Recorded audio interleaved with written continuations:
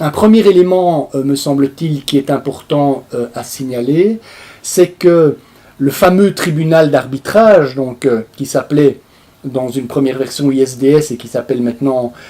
ICS, ce tribunal d'arbitrage qui permet donc à des investisseurs de porter plainte contre des États, couvre le chapitre sur les services financiers. Alors, ça peut paraître évident, mais en fait ça ne l'est pas parce que ça a été une pierre d'achoppement dans les négociations entre les Canadiens et les Européens. Les Canadiens voulaient exclure du champ de compétences des tribunaux d'arbitrage tout ce qui concerne justement la réglementation financière. Donc l'argument des Canadiens, c'était de dire les tribunaux d'arbitrage, les arbitres qui siègent dans ces tribunaux ne sont pas compétents pour juger sur des matières aussi techniques et aussi sensibles que les matières de réglementation financière, et donc il faut exclure les services financiers du champ de ces tribunaux d'arbitrage. Or, ces tribunaux d'arbitrage figurent bien dans le traité, bien entendu, mais couvrent également dans le CETA la question de la réglementation financière et des services financiers. Et donc ça va permettre à des investisseurs financiers, à des banques, d'attaquer les gouvernements par rapport aux réglementations qu'ils adoptent en matière financière. Et ce n'est absolument pas de la science-fiction parce que on est bien placé, et en particulier en Belgique, pour savoir que des investisseurs sont prêts à attaquer des réglementations financières devant des tribunaux d'arbitrage. On a un cas qui est assez célèbre, qui est le cas d'un investisseur chinois qui s'appelle Ping An, qui était actionnaire minoritaire de Fortis, et qui a attaqué l'État belge lorsque l'État belge, en 2008, pour sauver Fortis, a quasiment nationalisé la banque. Donc Ping An a estimé donc que la décision de l'État belge de nationaliser Fortis allait à l'encontre de ses intérêts financiers et a déposé plainte devant un tribunal d'arbitrage en s'appuyant sur un traité qui avait été signé des années auparavant entre la Belgique, le Luxembourg et la Chine.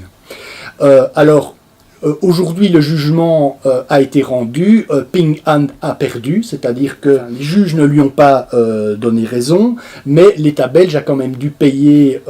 en frais de justice et en frais d'avocat 3,5 millions d'euros. Ça, c'est un exemple qui montre qu'effectivement, les investisseurs financiers, les fonds spéculatifs, les banques sont tout à fait prêtes à utiliser les tribunaux d'arbitrage pour attaquer des décisions en matière financière ou des réglementations en matière financière. Et il faut bien se dire à nouveau, c'est toujours bon de le rappeler, que le CETA, c'est un traité qui va permettre à des banques canadiennes de venir investir en Belgique et en Europe,